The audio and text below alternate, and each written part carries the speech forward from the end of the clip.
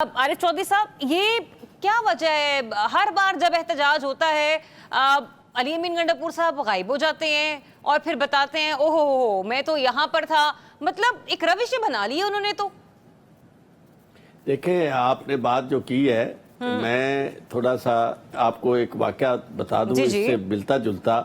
1977 में जब तहरीक चल रही थी PNA की, पाकिस्तान नेशनल अलायंस की, कौमी इत्तेहाद की तहरीक निज़ाम मुस्तफ़ा के नाम से चल रही थी, तो उस वक्त रफीक बाजवा साहब एडवोकेट जो थे, बड़े सीनियर एडवोकेट, वो उसके सेक्रेटरी जनरल थे। अच्छा। और उनकी हाइप बेइंतहा थी, बड़ी गुड्डी उनकी चढ़ी हुई थी।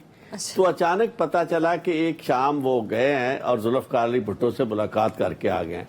तो अगले दिन वो बिल्कुल जमीन पर थे और कोई उनकी तरफ देखने वाला भी नहीं था। अब बात यह है कि जब कोई भी लीडर एक हाइप क्रिएट कर देता है, कस्में उठा के बड़े जोरदार अंदाज से कि ये आखिरी मार्का है, इसमें मेरे पास कोई ऑप्शन नहीं है, मुज़ाकरात करने हैं तो इमरान खान के जाएं, और ये उसके बाद अचानक गायब हो जाता है और गायब होने के बाद अगले दिन जब पेश जाता है अपनी असेंबली में, तो जो वो कहते हैं ना, उज़्रे गुनाह बदतर अज गुनाह, यानी एक आपने काम किया है, आप गायब हो गए, लोग बेचारे सड़कों पे बैठे हैं बिल्कुल, और वो सारे आपका इंतजार कर रहे थे कि आपने आना है, और उसके बाद आप गायब हो गए और अगले दिन जो तौजी पेश कर रहे हैं वो सरासर मुतजाद है। यानी वो आपके उसके साथ अंदर और बाहर के तजाद को जाहिर कर रही है, और आपकी जुबान जो है आपका साथ नहीं दे रही, और आप इस तरह की गुफ्तगू कर रहे हैं जिस तरह तबलीगी जमात का कोई शख्स है कि जो हमें दर्स दे रहा है कि जायजी बड़ी चीज है और फलां बड़ी चीज है। आप बात करें कि आपने ये सब कुछ क्यों किया।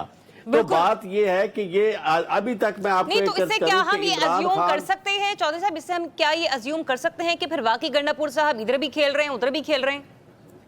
देखिए, मुझे तो यूं लगता है, उसकी वजह यह है कि इस मामले में I should not mince my words, क्योंकि अगर वो ना खेलते ना, तो जिस तरह सारी सिचुएशन को वो लेके आए हैं, महज उनका ले आना, वो कहते हैं कि जी हमें तो ये हुक्म था कि आपने डी चौक तक पहुंचना है। तो आप छोटे से बच्चे हैं, आपको नहीं पता कि डी चौक पहुंचने का मतलब क्या है? डी चौक पहुंचने का मतलब सिर्फ डी चौक में आपने आके हाजिरी लिखवा के जाना था।